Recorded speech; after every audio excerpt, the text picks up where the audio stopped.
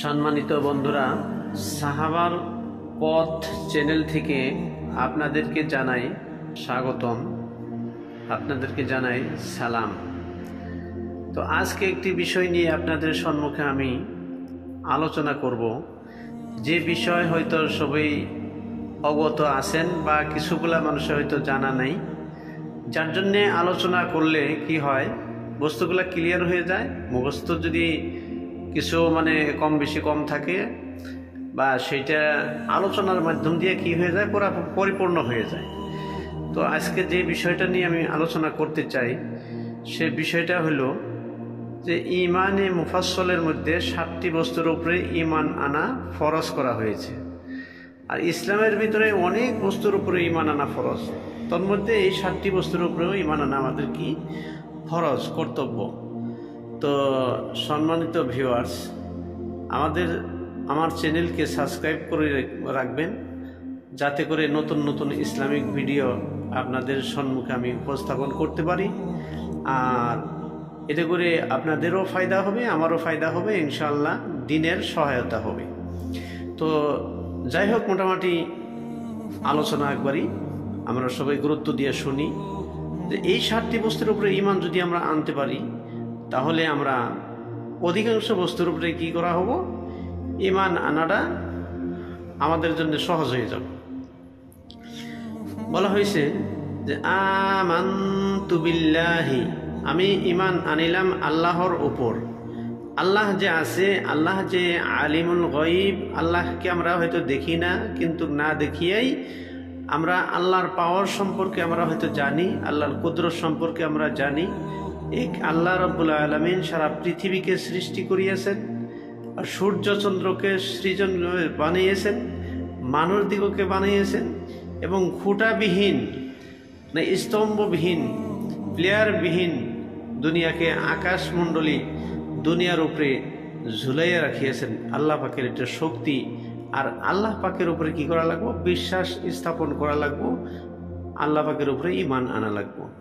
তারপরে বলা হয়েছে ও মালাইকাতিহি, এবং ফেরেশতাগণের উপরে কি করা লাগবো, ইমান আনা লাগবো।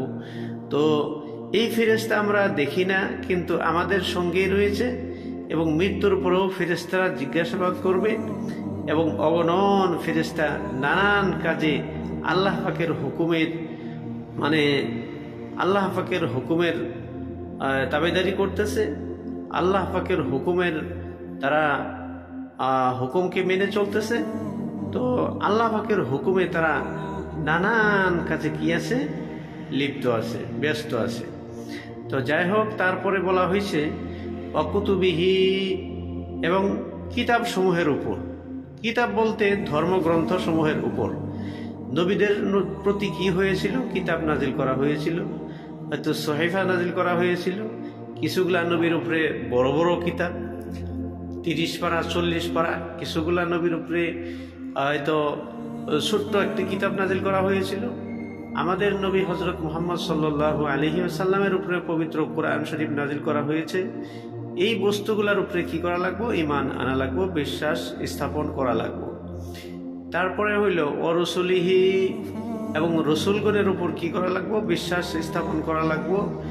নবীদেরকে, সমস্ত নবীদেরকে মানতে হবে যে তারা আল্লাহর নবী, আর তারা যে দুনিয়াতে আসছিল, কষ্ট করছে, এটা বিশ্বাস করা লাগবে। তারপরে বলা হয়েছে ওয়াল ইয়াউমিল আখিরি, আখিরাতের উপর কি করা লাগবো, বিশ্বাস স্থাপন করা লাগবো, ইমান আনা লাগবো। তারপরে বলা হয়েছে ওয়াল কদরি, তকদির অর্থাৎ ভাগ্য, ভালো মন্দ তকদির আল্লাহ পাকের তরফ থেকেই হয়। বলা হয়েছে খাইরিহি ওয়া শাররিহি মিনাল্লাহি তাআলা, ভালো এবং মন্দ সমস্ত কিছু আল্লাহ পাকের পক্ষ হইতেই হয়, এর প্রতি ইমান আনা লাগবে।